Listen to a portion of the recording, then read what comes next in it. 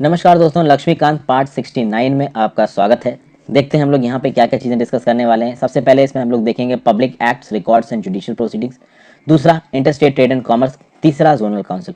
आगे बढ़ने से पहले वही बात है, आपने हो सकता है ये किताब खरीद के रख ली हो अपने पास, नहीं रखी हो तो रख लीजिए, बहुत अच्छी किताब है। वीडियो पर लाइक का बटन। अगर आप मुझसे जुड़ना चाहते हैं तो आप मुझे इंस्टाग्राम पे फॉलो कर सकते हैं, नीचे लिंक दे रखा है। अगर आप बात करो पब्लिक एक्ट की, रिकॉर्ड्स की, जुडिशियल प्रोसीडिंग्स की, आपको पता है दोस्तों कि हमारे संविधान में डिस्ट्रीब्यूशन ऑफ पावर है। सेंट्रल गवर्नमेंट को भी पावर दी गई, स्टेट गवर्नमेंट्स को भी पावर दी गई। स्टेट गवर्नमेंट को पावर इसलिए दी गई है क्योंकि सेंटर ज़्यादा इंटरफेरेंस ना कर पाए। सेंटर को इसलिए पावर दी गई है कि कल के डेट में अगर स्टेट गवर्नमेंट सेक्शनिस्ट टेंडेंसी रखती है, ये बोलती है कि हम देश से अलग हो जाएंगे, तो ऐसा कुछ ना हो। तो हमारे संविधान के अंदर सारे एक्टर्स को अपनी अपनी ताकतें दी गई हैं। अभी मान लीजिए कि सेंट्रल गवर्नमेंट कोई पब्लिक एक्ट निकालती है, तो उस पब्लिक एक्ट की एप्लीकेबिलिटी पूरे देश में होगी। तो ऑब्वियस सी बात है, अगर इस पब्लिक एक्ट की एप्लीकेबिलिटी पूरे देश में है तो पूरे देश को इसको मानना है, मतलब राज्य की सरकारों को भी इसको मानना है। सेंट्रल गवर्नमेंट का अगर कोई रिकॉर्ड है तो उसको राज्य सरकारों को ही मानना है। जैसे कि फॉर एग्जांपल मैं आपसे बोलूं कि इनकम टैक्स डिपार्टमेंट के चीफ कमिश्नर ने कोई ऑफिस ऑर्डर इशू किया। अभी ऑफिस ऑर्डर चीफ कमिश्नर द्वारा इशू किया गया है, ठीक है। तो और मान लीजिए कि वो चीफ कमिश्नर आपका बोर्ड में बैठता है, तो बोर्ड द्वारा इशू किया गया अगर ऑफिस ऑर्डर है तो इंडिया भर में जहां पे भी इनकम टैक्स के ऑफिसेस होंगे वहां पे उन रिकॉर्ड्स को माना जाएगा।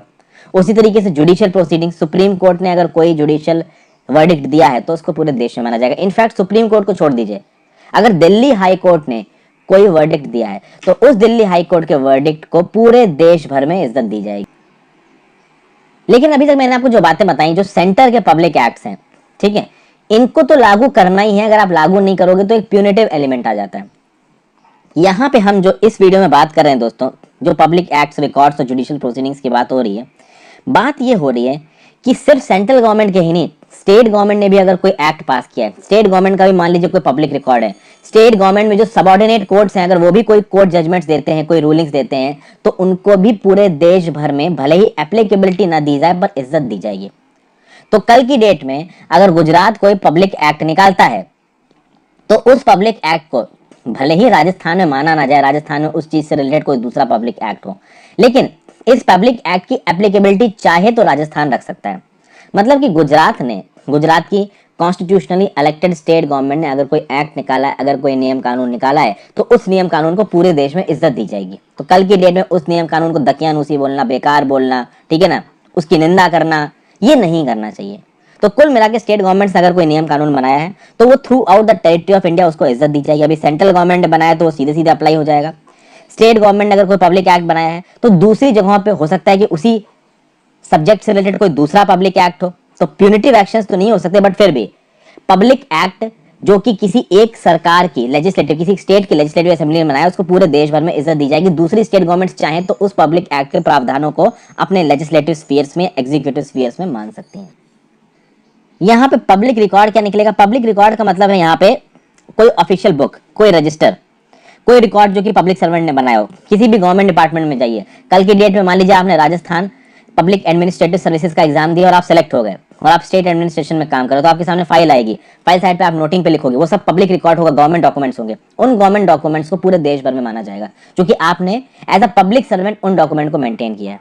तो यहाँ पे तीन चार चीजें आ रही है। एक तो आ रही है पब्लिक एक्ट, तो पब्लिक एक्ट में राज्य की सरकार कोई लेजिस्लेटिव कानून निकालती है या कोई एग्जीक्यूटिव एक्ट निकालती है। वहीं पे पब्लिक रिकॉर्ड में क्या आ जाएगा? कोई बुक, कोई रजिस्टर, कोई ऐसा रिकॉर्ड जो कि राज्य के किसी नौकर ने मेंटेन किया हो। ये तो मैं राज्य सरकारों की बात कर रहा हूँ, ऐसा ही सेंट्रल गवर्नमेंट के लिए भी होता है। तो सेंट्रल गवर्नमेंट डिपार्टमेंट में अगर कोई रिकॉर्ड मेंटेन हुआ हो या सेंट्रल गवर्नमेंट कोई पब्लिक एक्ट पास करा दे आपकी पार्लियामेंट में, तो उसको पूरे देश में फुल फेथ एंड क्रेडिट मिलेगा। ठीक है दोस्तों। उसके बाद कि आपको पता है दोस्तों कि जो पब्लिक रिकॉर्ड्स होते हैं, एक्ट्स होते हैं और जो भी जुडिशियल प्रोसीडिंग्स हैं जो कि अलग अलग स्टेट्स में हो रही हैं, देखिए यहाँ पे ज्यादातर जो बातें स्टेट्स के टर्म्स में, क्योंकि सेंटर के बनाए हुए जो रिकॉर्ड्स हैं ना दोस्तों, वो पूरे देश में माने ही जाते हैं। स्टेट गवर्नमेंट द्वारा बनाए हुए रिकॉर्ड्स को, खासकर उन एक्ट्स को जो कि लेजिस्लेटिव स्फीयर्स में इंटरसेक्ट करते हैं, कि मतलब एक जगह पे एक सब्जेक्ट पे एक लॉ है, दूसरी जगह पे उसी सब्जेक्ट पे दूसरा लॉ है, तो वहां पे इंटरसेक्शन हो जाएगा, उस केस में प्रॉब्लम आ सकती है। ठीक है, तो यहाँ पे स्टेट टू स्टेट ज्यादा मैटर करती हैं चीजें, सेंटर टू स्टेट उतना मैटर नहीं करती हैं। तो कहने का मतलब है कि भाई एक जगह के पब्लिक एक्ट, एक जगह के पब्लिक रिकॉर्ड, एक जगह की जो जुडिशियल प्रोसीडिंग्स हैं वो दूसरी जगह पे किस तरीके से एप्लीकेबल होंगी, अगर इससे रिलेटेड कोई नियम कानून बनाना है तो वो नियम कानून पार्लियामेंट बनाएगी। समझ गए? तो मतलब राजस्थान की गवर्नमेंट के स्टेट गवर्नमेंट एम्प्लॉयज ने अगर कोई पब्लिक रिकॉर्ड बनाया है, अभी उस पब्लिक रिकॉर्ड को किसी और स्टेट में अवेलेबल कराना है तो वो किस प्रोसीजर से अवेलेबल कराया जाएगा, इस प्रोसीजर को कौन बनाएगा? पार्लियामेंट बनाएगा। और यही चीज पब्लिक एक्ट के लिए लागू है, यही चीज आपकी जुडिशियल प्रोसीडिंग्स के लिए लागू है। उसके बाद सिविल कोर्ट, ठीक है, दो तरीके की कोर्ट्स होती हैं, सिविल कोर्ट होती है, क्रिमिनल कोर्ट होती है। क्रिमिनल कोर्ट में क्रिमिनल चार्जेस सुने जाते हैं, सिविल कोर्ट में सिविल चार्जेस सुने जाते हैं। अगर कोई सिविल कोर्ट कोई ऑर्डर पास करती है, कोई जजमेंट पास करती है, तो वो जजमेंट देश के किसी भी भाग में एप्लीकेबल होगा, एग्जीक्यूट किया जा सकता है, कोई नया जजमेंट लाने की जरूरत नहीं है। ओके, क्रिमिनल जजमेंट में दोस्तों ये चीज नहीं होती, क्योंकि देखिए किसी एक मतलब गलती के अलग अलग फाइन्स हो सकते हैं अलग अलग स्टेट्स में। एग्जाम्पल देता हूं मैं आपको, इसको बस आपको मैं एक एग्जाम्पल से समझा रहा हूं कि मान लीजिए आपने कोई ऐसा ऑफेंस किया किसी एक स्टेट में, जिस स्टेट में उस ऑफेंस की जो सजा है वो है 500 रुपया जुर्माना। मान लीजिए उत्तर प्रदेश में आपने कोई ऑफेंस किया और उस ऑफेंस की जो सजा है उस स्टेट में उत्तर प्रदेश में वो 500 रुपये जुर्माना। वही चीज अगर आप गुजरात में जाकर ऑफेंस करते हो तो मान लीजिए वहां पे 700 रुपये जुर्माना। अब यहाँ पे जो जुर्माने की जो लिमिट्स हैं वो अलग अलग हो गई। तो मान लीजिए क्रिमिनल जजमेंट्स अगर दिए गए तो क्रिमिनल जजमेंट्स में कभी कभी जो पीनल लॉज होते हैं वो स्टेट बाय स्टेट वेरी होते हैं। एक जगह पे जो पीनल लॉज हैं वो दूसरी जगह से थोड़े ज्यादा हो सकते हैं। तो उस केस में एक स्टेट के क्रिमिनल जजमेंट को हो सकता है कि दूसरे स्टेट के क्रिमिनल जुडिशरी में ना इन्वॉल्व किया जा सकता। तो एक जगह पे अगर क्रिमिनल कोई वायलेशन हुआ है उसके लिए जो सजाएं हो सकता है दूसरे स्टेट में उसकी कुछ अलग सजा हो। लेकिन जब बात होती है सिविल कोड की, और ये जो सजा वाली बात बोल रहा हूं दोस्तों ये मेजर सजाओं की नहीं, छोटी मोटी पेटी क्राइम्स की यहाँ पे बात हो रही है, जो कि मेजर के लिए इंडियन पिनल कोड है, क्रिमिनल प्रोसीजर कोड है। वहीं पे अगर आप सिविल कोड की बात करो तो सिविल कोड के जो जजमेंट होते हैं ना वो पूरे देश में एप्लीकेबल होते हैं। सिविल कोड के जजमेंट को अप्लाई करने में कोई भी प्रॉब्लम नहीं है, क्योंकि सिविल कोड जो सिविल लॉज होते हैं वो ज्यादातर सेम होते हैं। तो मान लीजिए किसी ने प्रॉपर्टी का फ्रॉड किया है या डिवोर्स से रिलेटेड मैटर है, ठीक है, डिवोर्स हुआ और कोर्ट ने बोला कि हाँ भाई पत्नी को पति इतना रुपया देगा हर महीने, अगर नहीं देगा तो इसकी प्रॉपर्टी को बेच के निकाल लीजिए। तो अभी अगर ये जो जजमेंट है गुजरात में पास हुआ है और उसके पति की प्रॉपर्टी केरला में है तो केरला वाली प्रॉपर्टी को डिस्पोज किया जा सकता है। तो basically this is a civil judgment और इसका एप्लीकेशन पूरे देश में हो सकता है। तो वहां पे केरला की सिविल कोर्ट में जाके अलग से केस फाइल करने की जरूरत नहीं है। ठीक है, आगे हम लोग बात करेंगे inter state trade and commerce की। अभी जब inter state trade and commerce की बात हो रही है दोस्तों, तो आपको पता है इंडिया में अगर आप बात करो inter state trade and commerce की, जो आर्टिकल्स इसके साथ डील करते हैं वो है आपका आर्टिकल 301 से लेकर आर्टिकल 307। और ये किसमें है? Part 13 of the Indian constitution. ये बात करता है trade commerce and intercourse with in the territory of India, ये इसका टाइटल है। आर्टिकल 301 क्या बोलता है कि trade commerce and intercourse through out the territory of India shall be free. इसमें किसी तरीके की कोई प्रॉब्लम नहीं होगी। बात यह है कि स्टेट के बीच में कोई बैरियर ना लग जाए और अलग अलग स्टेट्स के बीच में फ्री ट्रेड हो, यह बहुत जरूरी है। देखिए इंडिया में मल्टी पार्टी पॉलिटिक्स चलती है। अभी मल्टी पार्टी पॉलिटिक्स खतरनाक हो सकती है दोस्तों। मान लीजिए गुजरात में किसी एक पॉलिटिकल पार्टी की सरकार है, राजस्थान में किसी एक पॉलिटिकल पार्टी की सरकार है। अभी गुजरात में बीजेपी की सरकार है, राजस्थान में कांग्रेस की सरकार है। दोनों की बाउंड्री एक दूसरे के साथ लगता है, लेकिन रिश्ते खराब हो गए पॉलिटिकल लीडरशिप में इतने कि गुजरात वालों ने राजस्थान से जो सामान आ रहा है उसके ऊपर टैक्स लगा दिया और राजस्थान वालों ने गुजरात से जो सामान आ रहा है उसके ऊपर टैक्स लगा दिया। तो यहाँ तो आप फ्री जो मूवमेंट ऑफ ट्रेड है उसको रोक रहे हो, फ्री मूवमेंट ऑफ पीपल है उसको रोक रहे हो, ये सही नहीं है। इसलिए भैया आर्टिकल 301 में 301 से लेकर 307 में साफ साफ लिख रखा है through out the territory of India trade commerce और इंटरकोर्स हो सकता है। यानी कि यहाँ पे अपने मन मुताबिक जो भी स्टेट गवर्नमेंट है वो कोई नियम कानून नहीं लगा सकती जिससे बैरियर फ्री ट्रेड को रोका जा सके। ट्रेड बैरियर फ्री होगा। अगर कोई नियम कानून लगेगा ट्रेड रिस्ट्रिक्शन से रिलेटेड तो वो केवल एक एंटिटी लगा सकती है जो कि है हमारी पार्लियामेंट। अगर आप आर्टिकल 301 के प्रोविजंस को पढ़ोगे तो 301 क्या बोलता है कि trade commerce and intercourse through out the territory of India shall be free.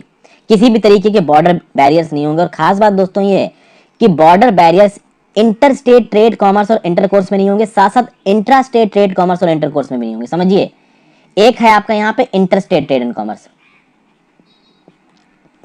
ठीक है, एक मिनट। दूसरा है आपका इंट्रा।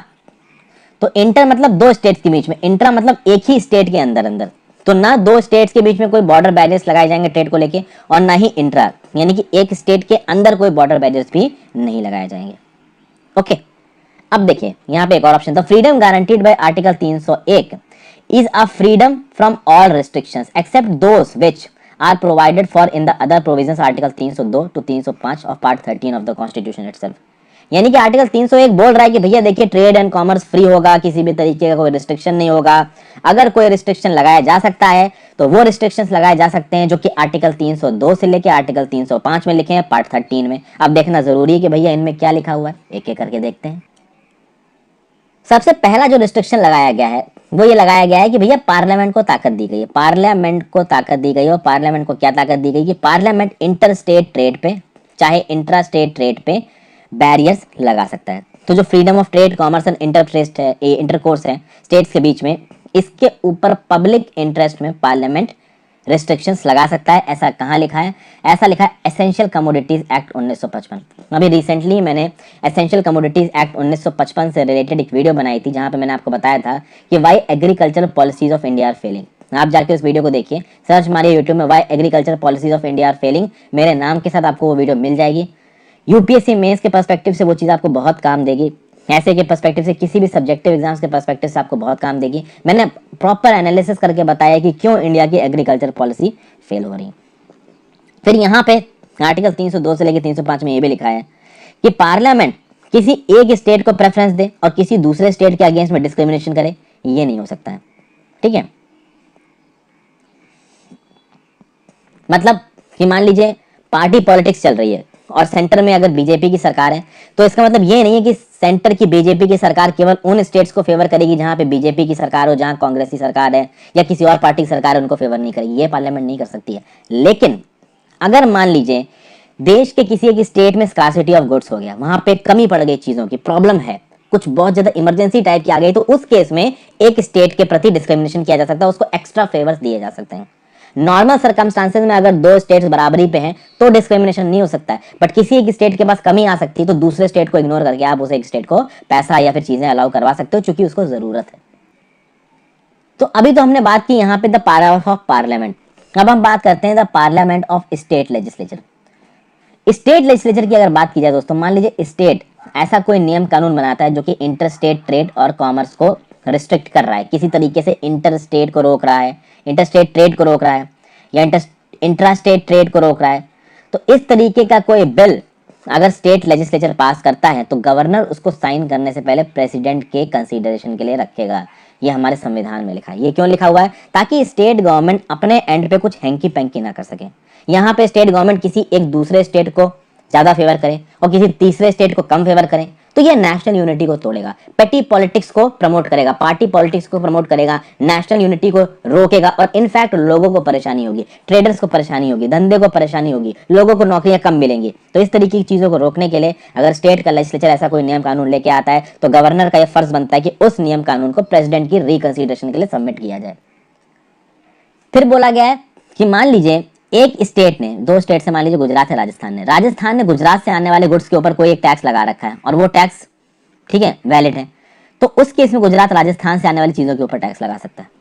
तो मतलब ये चीजें पॉसिबल है कि मान लीजिए दो स्टेट्स हैं और किसी एक स्टेट ने दूसरे स्टेट से आने वाली चीजों के ऊपर टैक्स लगा रखा है, तो जो पहला स्टेट है वो उस वाले स्टेट से आने वाली चीजों के ऊपर भी टैक्स लगा सकता है ताकि डिस्क्रिमिनेटरी टैक्सेस इंपोज ना हो। हालांकि इस तरीके की चीजें फॉर्चुनेटली अभी के लिए एग्जिस्ट नहीं करती हैं। ओके, और उसके बाद आर्टिकल 300 अंदर के अंदर ये फ्रीडम दी गई है कि भैया सब्जेक्ट टू द नेशनलाइजेशन, मतलब कि पार्लियामेंट जब चाहे तो वो किसी भी बिजनेस का नेशनलाइजेशन कर सकता है। अभी नेशनलाइजेशन क्या है आपको पता है ना, इंदिरा गांधी जी की सरकार के दौरान बैंकों का नेशनलाइजेशन किया गया था। अगर देश के हित के लिए सरकार चाहे कि किसी बिजनेस को वो अपने कंट्रोल में ले ले तो ले सकता है। तो कल की डेट में सरकार का दिमाग घूमा और सरकार ने बोला कि ये जो आईसीआईसीआई बैंक है इसको हम नेशनलाइज कर रहे हैं, इसके हम सारे शेयर्स को खरीद के गवर्नमेंट कंट्रोल के अंदर लेके आ रहे हैं, तो सरकार कर सकती है। फिर आर्टिकल 301 का वायलेशन नहीं होगा क्योंकि आर्टिकल 302 से लेकर 305 में लिखा है कि सरकार पब्लिक इंटरेस्ट में देश के भले के लिए किसी भी चीज का नेशनलाइजेशन कर सकती है, मतलब मोनोपोली ला सकती है सेंटर के फेवर में। यानी कि अगर सेंटर ने बोल दिया कि कल की डेट में हम सारे टूथपेस्ट बनाएंगे तो फिर सरकार ही टूथपेस्ट बनाएगी, फ्री मार्केट में कोई और टूथपेस्ट नहीं बना। एक्चुअली में फ्री मार्केट का सिद्धांत यही होता है कि कोई कुछ भी कर रहा है, लेकिन सरकार को अगर लगता है कि कोई एक पर्टिकुलर सेक्टर है जहां पे केवल सरकार इन्वॉल्व होनी चाहिए तो फिर सरकार ही इन्वॉल्व होती है। मैं आपको एग्जांपल देता हूँ, न्यूक्लियर पावर। न्यूक्लियर पावर के ऊपर कंट्रोल सिर्फ सेंट्रल गवर्नमेंट का है। आप देखो ज्यादा प्राइवेट सेक्टर से इन्वॉल्व नहीं है इंडिया में, ठीक है। उसका रीजन ये है कि सरकार ने मोनोपोलाइज कर रखा है उस सेक्टर को। तो सरकार किसी समय भी चाहे वो किसी भी सेक्टर को मोनोपोलाइज कर सकती है, और स्टेट गवर्नमेंट भी अपने लेजिस्लेटिव कॉम्पिटेंस में किसी सेक्टर को मोनोपोलाइज कर सकती है। यानी कल की डेट में स्टेट गवर्नमेंट चाहे कि किसी एक सेक्टर के बिजनेस ओनरशिप को वो अपने पास लेना चाहे तो वो ले सकती है। तो state legislature with in its legislative competence और सेंट्रल गवर्नमेंट किसी भी चीज का नेशनलाइजेशन कर सकते हैं, किसी भी बिजनेस का नेशनलाइजेशन कर सकते हैं।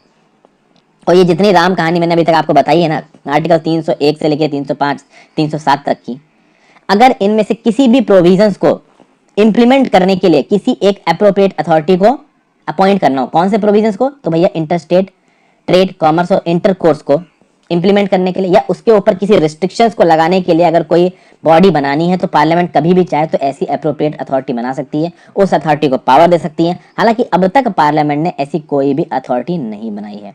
यूएसए में एक ऐसी अथॉरिटी एग्जिस्ट करती है जिसका नाम है inter state commerce commission. India में अब तक ऐसी कोई भी अथॉरिटी नहीं है, इस बात को याद रखिएगा। ओके, आगे चलते हैं भाई, फाइनल चीज पे आ जाते हैं इस वीडियो में, जो कि है जोनल काउंसिल। जोनल काउंसिल क्या है? First of all, inter state council की अगर मैं आपसे बात करूं तो inter state council is a constitutional body. क्या जोनल काउंसिल एक कॉन्स्टिट्यूशनल बॉडी है? नहीं, zonal council is a statutory body. क्यों? क्योंकि जोनल काउंसिल को एक एक्ट ऑफ पार्लियामेंट के थ्रू बनाया गया, और वो एक्ट ऑफ पार्लियामेंट क्या है? State reorganisation act of 1956। State reorganisation act of 1946 ने देश को 5 जोन्स में बांट दिया। एक है नॉर्दर्न, सेंट्रल, ईस्टर्न, वेस्टर्न और साउदर्न, और सबकी एक एक जोनल काउंसिल बना दिया। अभी एक नॉर्थ ईस्ट काउंसिल, उसके बारे में बात करेंगे। फिलहाल के लिए स्टेट रीऑर्गेनाइजेशन एक्ट 1956 के थ्रू 5 काउंसिल बनी, northern, central, eastern, western, southern, सबकी अपनी अपनी जोनल काउंसिल्स थी, और ये स्टैट्यूटरी बॉडीज हैं। ओके, एक चीज हो गई। जब इन जोनल काउंसिल्स को बनाया गया था, बहुत सारे लोकल फैक्टर्स को प्ले में लिया गया था कि भैया हमारे कंट्री के डिवीजन्स क्या क्या हैं, कल्चरल और लिंग्विस्टिक फैक्टर्स, इकोनॉमिक डेवलपमेंट की कौन कौन सी जगह पे क्या जरूरत है। तो जो ईस्टर्न पार्ट था हमारी कंट्री का, उसको इकोनॉमिक डेवलपमेंट की जरूरत थी। छत्तीसगढ़, झारखंड, उड़ीसा जैसे राज्य थे जो पिछड़े हुए थे, तो उनको एक ईस्टर्न जोनल काउंसिल में डाला। तो इस तरीके के आधार पर जोनल काउंसिल बनाई गई थी। अभी बात किया जाए जोनल काउंसिल में है कौन कौन, तो होम मिनिस्टर है सेंट्रल गवर्नमेंट के, सारे स्टेट्स के चीफ मिनिस्टर, यानी एक जोनल काउंसिल में जितने भी स्टेट्स आते हैं उनके सारे चीफ मिनिस्टर्स आ जाएंगे। फिर 2 other ministers from each state in the zone, ये भी आ जाएंगे। और administrator of each union territory in the zone, यानी कि कोई यूनियन टेरिटरी है अगर किसी एक जोन में तो उसका एडमिनिस्ट्रेटर भी आ जाएगा। ओके, उसके अलावा अगर आप देखोगे कि जोनल काउंसिल जब भी अपनी मीटिंग वगैरह करेगी तो उसमें कुछ और लोग प्रेजेंट होंगे, लेकिन इन लोगों के पास वोट डालने की ताकत नहीं होगी। ये कौन से लोग हैं? तो प्लानिंग कमीशन अगर किसी मेंबर को अपॉइंट करता है तो वो आ जाएगा। हालांकि प्लानिंग कमीशन मेंबर को अपॉइंट करता था, 2014 के बाद तो प्लानिंग कमीशन अब एग्जिस्ट ही नहीं करता है। फिर और कौन कौन होगा, तो भैया chief secretary of the government of each state in the zone. तो भैया कि हर स्टेट की जो गवर्नमेंट है वो अपना अपना चीफ सेक्रेटरी अपॉइंट करती है। चीफ सेक्रेटरी सबसे बड़ा आईएएस ऑफिसर होता है एक स्टेट का, तो वो भी रहेगा यहाँ पे। फिर development commissioner of each state, ये भी रहेगा। जो होम मिनिस्टर हैं सेंट्रल गवर्नमेंट के, वो कॉमन चेयरमैन है 5 की 5 जोनल काउंसिल्स के। और आप देखोगे each chief minister acts as the vice chairman of the council by rotation, यानी कि अगर 5 जोनल काउंसिल्स बनी है, मान लीजिए नॉर्दर्न, सदर्न करके, तो हर जोनल काउंसिल के चेयरमैन है होम मिनिस्टर। और हर जोनल काउंसिल में जो आपका कह सकते हो कि वाइस चेयरमैन बनेगा, वो वाइस चेयरमैन कौन बनेगा? वो बनेगा वो चीफ मिनिस्टर जो कि उन स्टेट्स के हैं, और वो चीफ मिनिस्टर्स बाय रोटेशन बनेंगे। तो मान लीजिए एक जोनल काउंसिल में गुजरात, राजस्थान और कुछ स्टेट्स हैं, तो पहले चीफ मिनिस्टर ऑफ गुजरात बन जाएंगे वाइस प्रेसिडेंट, फिर राजस्थान के चीफ मिनिस्टर बन जाएंगे vice president, and so on in turn. लेकिन यूनियन होम मिनिस्टर हमेशा के लिए इनका हेड रहेगा। ओके, तो ये जोनल काउंसिल क्या करेंगे भाई? कोऑपरेशन को प्रमोट करेंगे, कोऑर्डिनेशन करेंगे सेंटर के बीच में, स्टेट्स, यूनियन टेरिटरीज के बीच में, समय समय पे उन स्टेट्स की इकोनॉमिक और सोशल डेवलपमेंट के लिए, वहां रहने वाली लिंग्विस्टिक माइनॉरिटीज के लिए, उन स्टेट्स के बीच में कोई बॉर्डर डिस्प्यूट्स है तो उनके लिए, एक स्टेट से दूसरे स्टेट तक ट्रांसपोर्ट कैसे होगा गुड्स का, लोगों का, इसके लिए इन सब चीजों के बारे में जोनल काउंसिल डिस्कस करेंगे। तो भैया लोगों के लेवल पे, ट्रेड के लेवल पे इंटीग्रेशन होगा कंट्री का, इनफैक्ट इमोशनल लेवल पे इंटीग्रेशन करेंगे। अभी लोगों का आना जाना बढ़ेगा तो इमोशनल इंटीग्रेशन बढ़ेगा। स्टेट कॉन्शियसनेस, जो रीजनलिज्म की भावना है ना, जो हमारे देश को तोड़ती है, उस रीजनलिज्म की भावना को कम करने की कोशिश की गई इस जोनल काउंसिल्स के थ्रू। तो भैया जो लोग सिर्फ अपनी लैंग्वेज, अपनी भाषा, अपनी जगह वाली बात करते हैं, ये सब चीजों को कम करने की कोशिश की गई। सेपरेटिस्ट टेंडेंसीज को कम करने की कोशिश की गई, और ये कोशिश की गई कि देश को पॉलिटिकली, लिंग्विस्टिकली, इकोनॉमिकली, कल्चरली एक करा जा सके। ओके। फिर भैया एक ऐसा प्लेटफॉर्म मिला जहां सेंटर समय समय पर स्टेट से पूछता था कि हाँ भाई आपकी क्या परेशानी है, आप हमको बताइए। स्टेट्स अपनी परेशानियां बताता था, यह परेशानियां सीधे सीधे सेंट्रल होम मिनिस्टर के पास पहुंचती थी ताकि होम मिनिस्टर उस पर डायरेक्ट एक्ट कर सके। कोई मेजर डेवलपमेंट प्रोजेक्ट है जहाँ पे 2 या 2 से ज़्यादा स्टेट्स इन्वॉल्व हैं, तो वो उस जोनल काउंसिल में बैठ के सीधे सीधे डिस्कस कर सकते हैं कि हाँ भाई इस चीज़ को कैसे सॉल्व किया जाए। समझ गए। एक और काउंसिल बनाई गई यहाँ पे जिसको बोला जाता है नॉर्थ ईस्टर्न काउंसिल। अभी इस नॉर्थ ईस्टर्न काउंसिल को बनाया गया north eastern council act of 1871 के थ्रू। तो ये भी एक स्टैट्यूटरी बॉडी हो गई। इसमें आसाम, मणिपुर, मिजोरम, अरुणाचल प्रदेश, नागालैंड, मेघालय, त्रिपुरा और सिक्किम है। इसका काम भी बाकी जोनल काउंसिल्स की तरह है। ओके, लेकिन ये थोड़ी ज़्यादा इंपॉर्टेंट हो जाती है क्योंकि ये हमारे देश का जो सबसे स्ट्रैटेजिक इलाका है नॉर्थ ईस्ट, उसको देश के साथ मिलाने की बात करती है। और वहाँ पे बहुत सारे इश्यूज हैं। नॉर्थ ईस्ट में इंसर्जेंसी है, नॉर्थ ईस्ट में कुछ कल्चरल चेंजेस आ जाते हैं, तो ज़रूरी है कि उन कल्चरल चेंजेस को एड्रेस किया जाए और नॉर्थ ईस्ट के लोगों को लगे कि हाँ भाई वो इंडिया के हिस्से हैं, वो इंडिया के साथ है। तो ये सब बातें हैं दोस्तों। The north east council was a very important element. In fact सरकार की बहुत बड़ी गलती थी, जब स्टेट रिऑर्गेनाइजेशन हुआ था उसी समय नॉर्थ ईस्टर्न काउंसिल बनाना चाहिए था, बट चलिए उस समय नहीं बनाया गया। 1971 में north eastern council act of 1971 के अंदर बनाया गया। देर आए दुरुस्त आए, पर बनाया तो गया। तो ये था दोस्तों जोनल काउंसिल। जोनल काउंसिल में northern, central, eastern, western, southern में क्या क्या आते हैं ये आपको किताब में मिल जाएगा। कुछ इंपॉर्टेंट आर्टिकल्स की बात करें तो आर्टिकल 261 में लिखा है public acts, records and judicial proceedings. 262 में इंटर स्टेट रिवर वैलीज में जो एडजुडिकेशन उसकी बात लिखी हुई है। 263 में इंटर स्टेट काउंसिल की बात लिखी हुई है। 301 में freedom of trade, commerce and intercourse की बात लिखी हुई है। इनफैक्ट 301 से लेकर 307 तक inter state trade and commerce से डिस्कस करता है। So thank you for watching this video friends. I hope आपको पसंद आई हो। Have a